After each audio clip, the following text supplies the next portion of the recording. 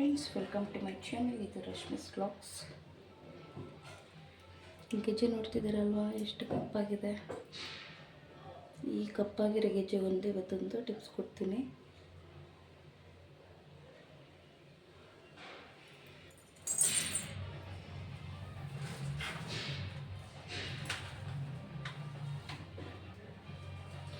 ಬೆಳ್ಳಿ ಗೆಜ್ಜೆಗಳು ಹಾಕುತ್ತಾ ನಾವು ಯಾವಾಗಲೂ ಅಂದರೆ ಬೆಳ್ಳಿ ಗೆಜ್ಜೆ ನಾವು ಹಾಕ್ಕೊತಾನೆ ಇರ್ತೀವಿ. ಬೆಳ್ಳಿ ಗೆಜ್ಜೆ ಹಾಕೋತಾ ಒಂದು ತಿಂಗಳಿಗೆ ಇಲ್ಲ 2 ತಿಂಗಳಿಗೆ ಕಪ್ಪಾಗ್ತಾ ಬರುತ್ತೆ, ಹೌದಲ್ವಾ? ಇದು ನಿಮಗೆ ಗೊತ್ತಿರೋ ವಿಚಾರನೇ. 1 ತಿಂಗಳು 2 ತಿಂಗಳು ಆಗ್ತೈತೆ, ಕಪ್ಪಾಗೋಕ್ಕೆ ಸ್ಟಾರ್ಟ್ ಆಗ್ತಾ ಹೋಗುತ್ತೆ ಇದು. ಹಾಗೆ ಮತ್ತು ನನಗಿದು ಹಾಕೋಬೇಕು ಅಂತ ಹೇಳ್ಬಿಟ್ಟು ಮನಸ್ಸೇ ಬರೋಲ್ಲ, ಯಾಕಂದರೆ ಆ ಥರ ಕಪ್ಪಾಗಿರುತ್ತಲ್ಲ, ಅದಕ್ಕೆ ಅದು ಹಾಕೋಣಕ್ಕೆ ಮನಸ್ಸು ಬರೋಲ್ಲ. ತುಂಬ ಜನ ಏನು ಮಾಡ್ತಾರೆ, ಹಾಗೆ ಎತ್ತಿಟ್ಬಿಡ್ತಾರೆ, ಹಾಕೋಣದ ಬೇಡ ಒಂಥರ ಅನಿಸುತ್ತೆ, ಕಪ್ಪಾಗಿದೆಯಲ್ಲ ಅಂತ ಹೇಳ್ಬಿಟ್ಟು. ಈ ಥರ ಕಪ್ಪಾಗಿದ್ದ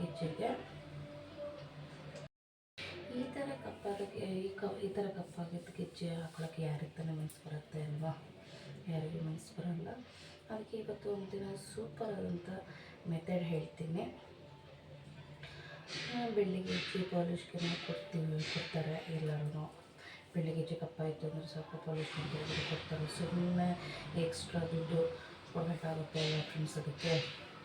ಅದಕ್ಕೆ ಆದರೆ ಮನೆಯಲ್ಲೇ ಯಾವುದೇ ರೀತಿ ಖರ್ಚಿಲ್ಲದೇ ಅಂತಹ ಪದಾರ್ಥಗಳನ್ನು ಬಳಸಿ ನಾವು ಪಳ ಹೊಳೆಯುವಂತೆ ಮಾಡ್ಕೊಳ್ಬೋದು. ಒಂದು ಪಾತ್ರೆ ತೊಗೊಂಡು, ಇವಾಗ ನಾನೊಂದು ಪಾತ್ರೆ ಇಟ್ಟಿದ್ದೀನಿ. ಇಲ್ಲಿ ಒಂದು ಪಾತ್ರೆ ತೊಗೊಂಡು 2 ಗ್ಲಾಸ್ ತಣ್ಣೀರು ಹಾಕೋತಾ ಇದ್ದೀನಿ.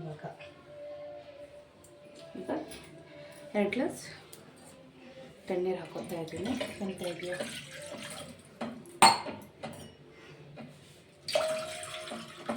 2 ಗ್ಲಾಸ್ ತಣ್ಣೀರು ಹಾಕಬೇಕು.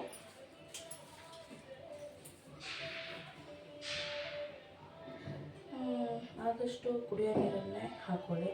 ಇಲ್ಲಿ ಕುಡಿಯೋ ನೀರು ಅಂತ ಯಾಕೆ ಹೇಳ್ತಾ ಇದ್ದೀನಿ ಅಂದರೆ, ಬೋರ್ ವಾಟರ್ನ ಯೂಸ್ ಮಾಡಿದ್ರೆ ಅಷ್ಟು ರಿಸಲ್ಟ್ ನಿಮಗೆ ಚೆನ್ನಾಗಿ ಸಿಗೋಲ್ಲ. ಅದಕ್ಕೋಸ್ಕರ ನೀವು ಕುಡಿಯೋ ನೀರನ್ನೇ ನೀವು ಕುಡಿತೀರಲ್ವ, ಆ ನೀರನ್ನೇ ಯೂಸ್ ಮಾಡಿ, ಓಕೆನಾ? ನೀರಿಗೆ ಸ್ವಲ್ಪ ಇವಾಗ ಟೀ ಪೌಡರ್ 2 ಸ್ಪೂನ್ ಹಾಕೋಬೇಕು. ಇವಾಗ ನಾನು 2 ಸ್ಪೂನ್ ಟೀ ಪುಡಿ ಆ್ಯಡ್ ಮಾಡ್ತೀನಿ.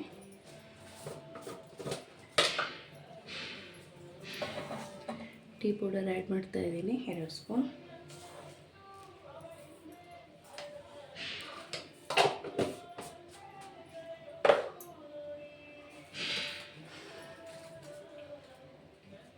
ಹಾಕಬೇಕಾ? ಇವಾಗ 2 ಸ್ಪೂನ್ ಟೀ ಪೌಡರ್ ಹಾಕ್ಕೊಂಡಿದ್ದೀನಿ. ಆ ಟೀ ಪೌಡರ್ ಬೇಕು, ಈ ಟೀ ಪೌಡರ್ ಬೇಕಂತ ಹೇಳ್ಬಿಟ್ಟು ಏನಿಲ್ಲ. ನೀವು ಮನೆಯಲ್ಲಿ ಯಾವ್ದು ಯೂಸ್ ಮಾಡ್ತಾ ಇರ್ತೀರೋ ಟೀ ಪೌಡರ್ನ ಅದನ್ನೇ ಹಾಕ್ಕೊಳ್ಳಿ, ಪರವಾಗಿಲ್ಲ. ಹಾಗೆ ನೆಕ್ಸ್ಟ್ ಇದಕ್ಕೆ 2 ಸ್ಪೂನ್ ಡಿಶ್ ವಾಶ್ ಲಿಕ್ವಿಡ್ನ ಸೇರಿಸ್ತಿದ್ದೀನಿ. ನೋಡಿ, 2 ಸ್ಪೂನ್ ಹಾಕ್ಕೊಳ್ಬೇಕು ಡಿಶ್ ವಾಶ್ ಲಿಕ್ವಿಡ್ನ.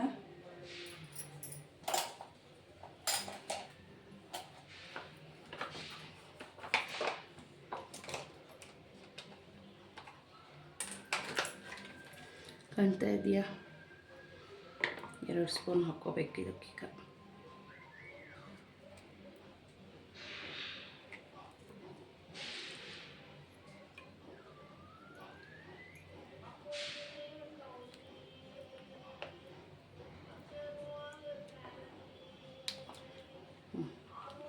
ಎರಡು ಸ್ಪೂನ್ ಹಾಕ್ಕೊಳ್ತಾ ಇದ್ದೀನಿ.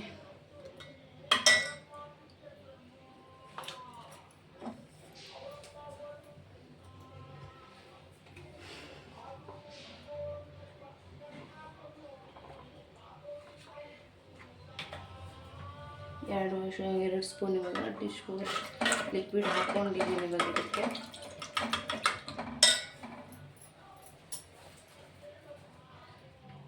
ಒಂದು ವೇಳೆ ಡಿಶ್ ವಾಶ್ ಲಿಕ್ವಿಡ್ ಇಲ್ಲ ಅಂದ್ರೂ ಪರವಾಗಿಲ್ಲ, ಅದನ್ನು ಸ್ಕಿಪ್ ಮಾಡಬೇಕಾದ್ರೆ ಪರವಾಗಿಲ್ಲ. ಆದರೆ ಮಾತ್ರ ಇದ್ದರೆ ಮಾತ್ರ ಹಾಕ್ಕೊಳ್ಳಿ. ಈ ಲಿಕ್ವಿಡ್ ಇಲ್ಲ ಅಂತ ಬೇಜಾರು ಮಾಡ್ಕೊಳಕ್ಕೆಲ್ಲ ಹೋಗಬೇಡಿ.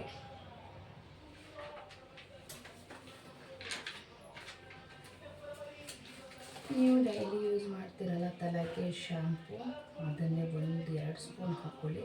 ಅದರ ಸಮೇತ ತುಂಬಾ ಚೆನ್ನಾಗಿ ಕೆಲಸ ಮಾಡುತ್ತೆ ಫ್ರೆಂಡ್ಸ್.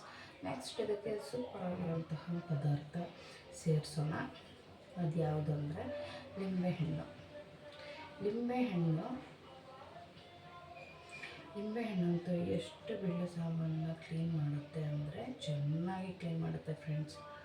ಆದರೆ ಈಗ ಲಿಂಬೆಹಣ್ಣು ಆ್ಯಡ್ ಮಾಡ್ಕೊತೀನಿ.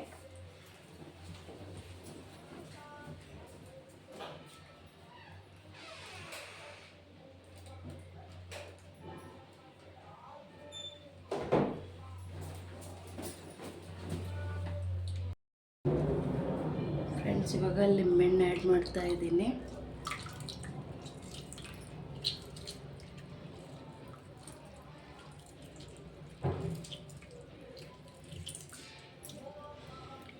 ಈ ಹೋಳನ್ನು ಇದಕ್ಕೆ ಹಾಕಬೇಕು. ಇನ್ನೊಂದು ಅರ್ಧ ಇದೆ, ಇದನ್ನು ಕೂಡ ಹಾಕ್ತಾ ಇದ್ದೀನಿ.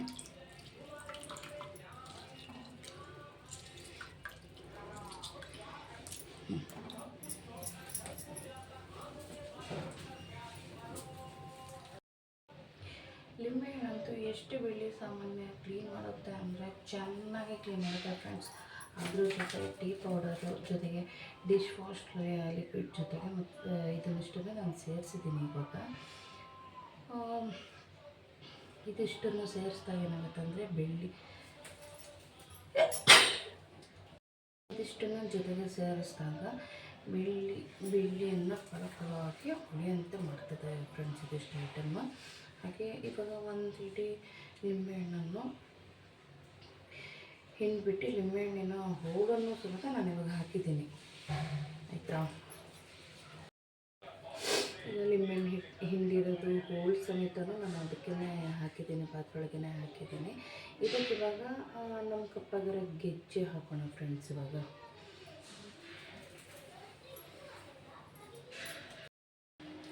ಇವಾಗ ನಾನು ಗೆಜ್ಜೆ ಹಾಕೋತಾ ಇದ್ದೀನಿ. ಇದರೊಳಗೆ ಒಂದು ಜೊತೆ ಗೆಜ್ಜೆ ಹಾಕಿದ್ದೀನಿ. ಎಷ್ಟು ಕಪ್ಪಾಗಿದೆ ಕಾಣ್ತಾ ಇದೆ ಅಲ್ವಾ, ಹಾಕ್ತಾಯಿದ್ದೀನಿ. ಇವಾಗ ಇದನ್ನು ನಾವೇನು ಮಾಡಬೇಕಂದ್ರೆ ಗ್ಯಾಸ್ನ ಹಚ್ಕೊಳ್ಬೇಕಾಗತ್ತೆ.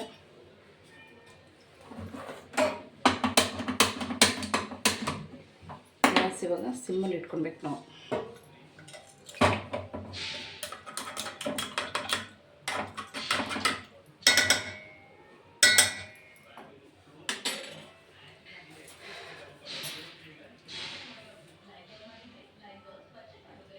ಗ್ಯಾಸ್ ಹಚ್ಕೊಂಡು 5 ನಿಮಿಷ ಚೆನ್ನಾಗಿ ಕುದಿಸ್ಕೊಳ್ಬೇಕು ಫ್ರೆಂಡ್ಸ್. ಇವಾಗ ಏಕೆಂದರೆ ಗೆಜ್ಜೆಯಲ್ಲಿರುವ ಕಪ್ಪು ಕೊಳೆ ಎಲ್ಲ ನೀರಲ್ಲೇ ಬಿಟ್ಕೊಳತ್ತೆ. ಹಾಗಾಗಿ ಈ ರೀತಿ ಕುದಿಸ್ಬೇಕು, ಆಯಿತಾ. ಚೆನ್ನಾಗಿ ಕುದಿಯುತ್ತೆ, ಒಂದು ಕುದಿಯೋ ತನಕ ನಾವು ವೆಯ್ಟ್ ಮಾಡಬೇಕು. ಇದೇ ರೀತಿ ಮನೆಯಲ್ಲಿರುವ ಬೆಳ್ಳಿ ಸಾಮಗ್ರಿಗಳು ಅಥವಾ ಪಾತ್ರೆಗಳನ್ನು ಈ ಥರ ಕುದಿಸಿ ಬೆಳಗ್ಗೆ ಮಾಡ್ಕೊಬೋದು ಫ್ರೆಂಡ್ಸ್.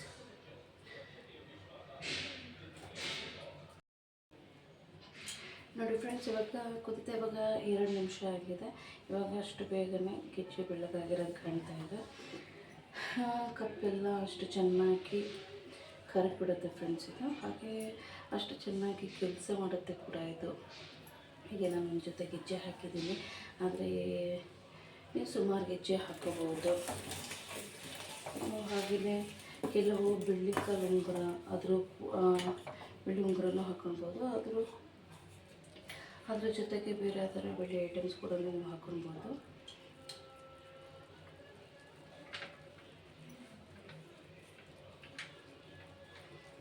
ತುಂಬ ಚೆನ್ನಾಗಿ ಕ್ಲೀನ್ ಮಾಡುತ್ತೆ ಇದು. ಇದು 3 ಐಟಮ್ಸ್ಗಳು ನಮಗೆ ತುಂಬ ಚೆನ್ನಾಗಿ ಕ್ಲೀನ್ ಮಾಡುತ್ತೆ, ಬೆಳ್ಳಿ ಐಟಮ್ನೆಲ್ಲ. ಮತ್ತು ಇನ್ನೂ ಬೇಕಾದ್ರೆ ಹೇಗೆ ಅಂದರೆ ದೇವ್ರ ಮೂರ್ತಿಗಳು ಬರುತ್ತಲ್ವ, ದೇವ್ರ ಮೂರ್ತಿಗಳು ಕಪ್ಪಾಗಿದ್ರು ಕೂಡ ನೀವು ಸಪ್ರೇಟಾಗಿ ನೀರನ್ನು ತಯಾರು ಮಾಡ್ಕೊಂಡು, ಅಂದರೆ ಸಪ್ರೇಟ್ ನೀರು ಇಟ್ಕೊಂಡ್ಬಿಟ್ಟು ಮಾಡ್ಕೊಳ್ಬೋದು. ಈ ರೀತಿ ಕುದಿಸ್ಕೊಂಡು ಬೆಳ್ಳಿ ಮೂರ್ತಿಯನ್ನು ಇಟ್ಕೊಳ್ಬೇಕಾದ್ರೆ ವಾಶ್ ಮಾಡ್ಕೊಳ್ಬೋದು.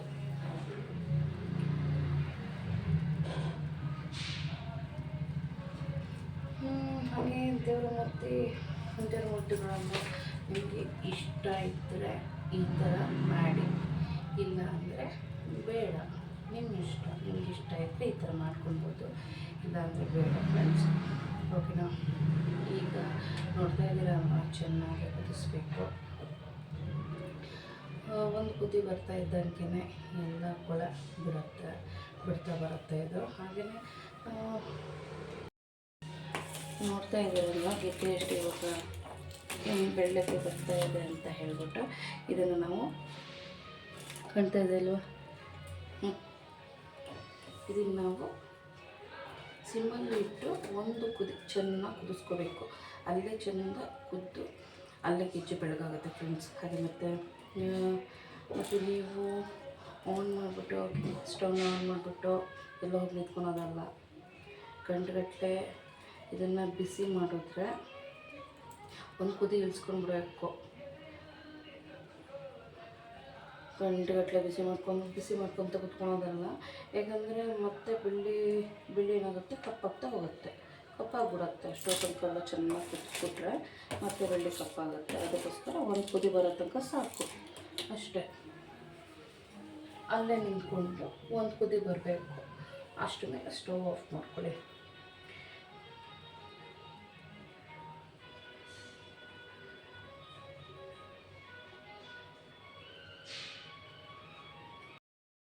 ನೋಡಿದ್ರಲ್ಲ ಗಿಜ್ಜೆ ಎಷ್ಟು ವೈಟಾಗಿದೆ ಅಂತ ಹೇಳ್ಬಿಟ್ಟು.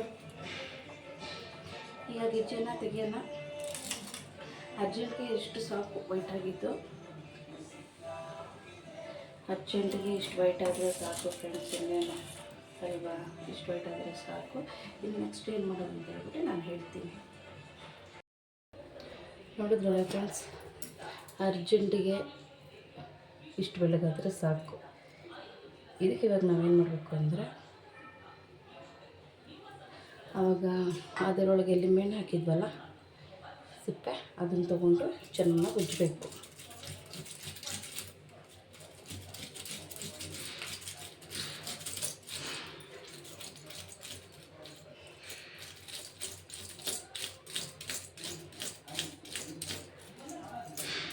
ಚೆನ್ನಾಗಿ ಉಜ್ಜಬೇಕು.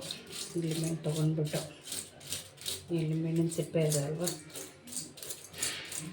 ಚೆನ್ನಾಗಿ ಉಜ್ಜಿದ್ರೆ ಇಲ್ಲಿ ಸೈಡಲ್ಲಿ ಇದ್ದಿದ್ದು ಕಪ್ಪಾಗಿರೋದು ಸಮೇತ ಹೋಗುತ್ತೆ, ಆಯಿತಾ?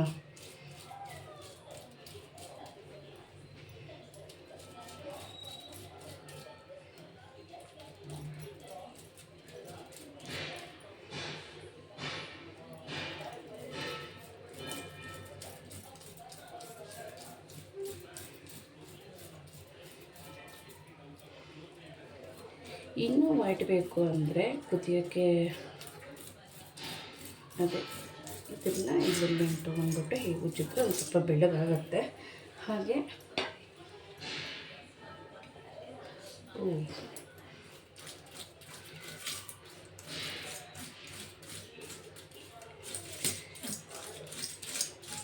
ಹಿಂಗೆ ಮೆಣಸಿನ್ಕಾಯಿ ತೊಗೊಂಡ್ಬಿಟ್ಟು ಮತ್ತೆ ಹಿಂಗೆ ಉಜ್ಕೊಂಡ್ರೆ ಮೇಲ್ಮೇಲಕ್ಕೆ ಇನ್ನಷ್ಟು ವೈಟ್ ಆಗ್ತಾ ಬರುತ್ತೆ.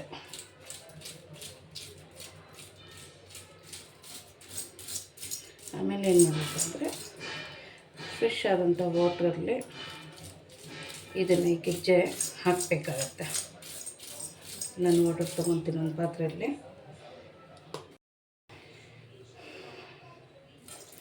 ಈ ಪಾತ್ರೆ ತೊಗೊಂಡಿದ್ದೀನಿ ನಾನು. ಇದು ಗೆಜ್ಜೆಯನ್ನು ಹಾಕೋತೀನಿ ನೀರೊಳಗೆ.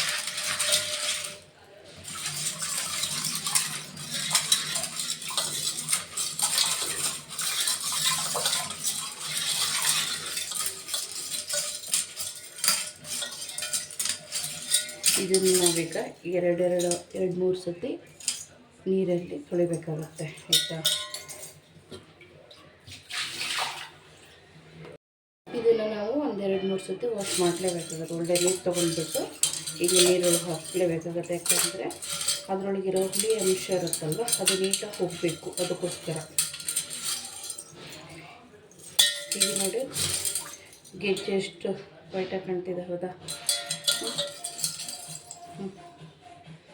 ಇವಾಗ ಇಷ್ಟು ಕಪ್ಪು ಕಾಣ್ತೈತೆ, ಇವಾಗ ಇಷ್ಟು ವೈಟ್ ಕಾಣ್ತಿದೆ, ಹೌದಾ?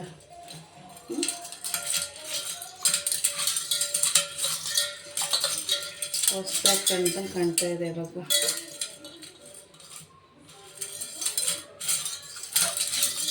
ಇಷ್ಟು ಬೆಳ್ಳಗಾಗಿದೆ ಅಲ್ವಾ, ಇವಾಗ ಇಷ್ಟು ಕಪ್ಪಾಗಿತ್ತು, ಕಪ್ಪಾಗಿ ಕಾಣ್ತಾ ಇತ್ತು, ಇವಾಗ ಇಷ್ಟು ವೈಟಾಗಿ ಕಾಣ್ತಾ ಇದೆ. ಇನ್ನೂ ಕಲರ್ ಬೇಕು ಅಂದರೆ, ಇನ್ನೂ ನಿಮಗೆ ಕಲರ್ ಬೇಕು ಅಂದರೆ ಇನ್ನೂ ಒಂಥರ ತೋರಿಸ್ತೀನಿ ನೋಡಿ. ಇವಾಗ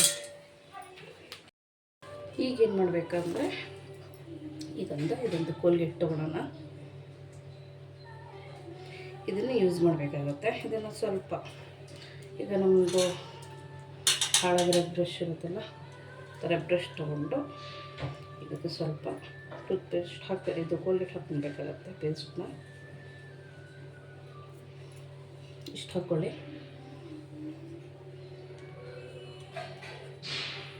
ಇದು ಸ್ವಲ್ಪ ಯೂಸ್ ಮಾಡಿದ್ರೆ ಸಾಕು ಫ್ರೆಂಡ್ಸ್. ಇನ್ನು ಇದು ಇಷ್ಟೇ ಇದೆ, ಇದನ್ನು ಯೂಸ್ ಮಾಡಿದ್ರೆ ಇನ್ನೂ ಹೊಳಪು ಬರುತ್ತೆ, ಆಯಿತಾ.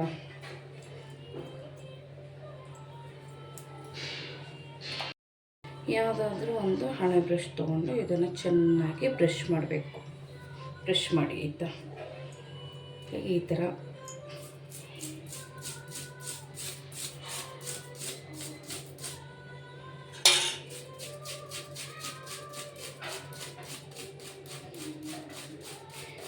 ಬ್ರಷ್ ಮಾಡಬೇಕಾಗುತ್ತೆ. ಈ ಥರ ಬ್ರಷ್ ಮಾಡೋದ್ರಿಂದ ಸಂಧಿಯಲ್ಲಿ ಯಾವುದೇ ರೀತಿ ಶೈನಿಂಗ್ ಇಲ್ಲ ಅನ್ನೋಂಗಿರುತ್ತಲ್ವ, ಆವಾಗ ಈ ಥರ ಸಂಧಿಯಲ್ಲೂ ಶೈನಿಂಗ್ ಬರುತ್ತೆ ಈ ಥರ ಬ್ರಷ್ ಮಾಡಿದ್ರೆ.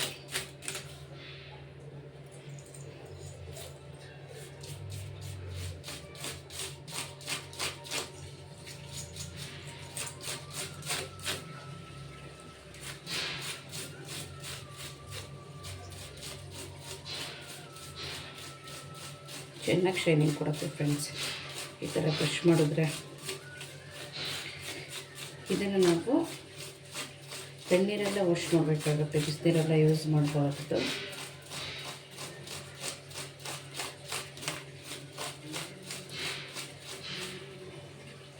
ಪದೇ ಅಂಗಡಿಗೆ ಹೋಗಿ ಈ ಥರ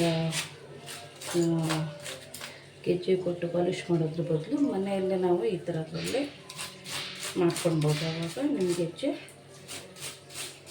ಹೊಳೆಯುತ್ತೆ ಆಯಿತಾ.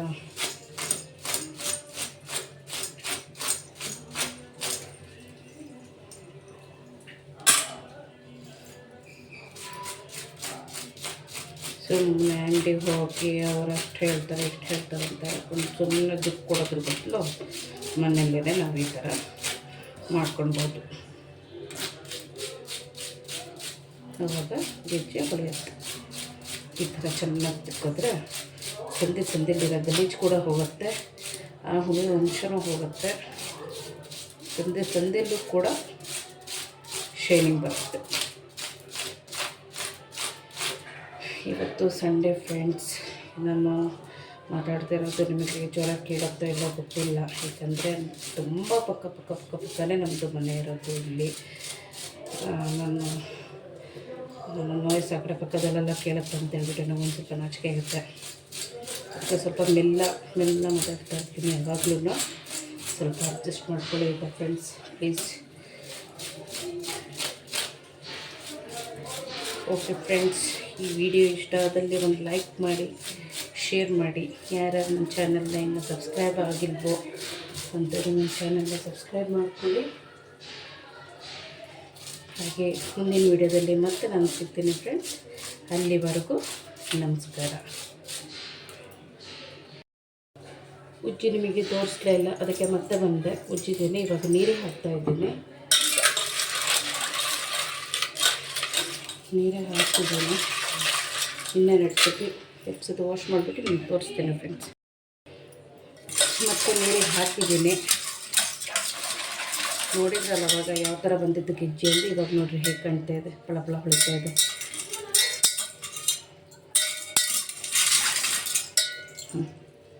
ಕಾಣ್ತಾ ಇದೆಯಾ?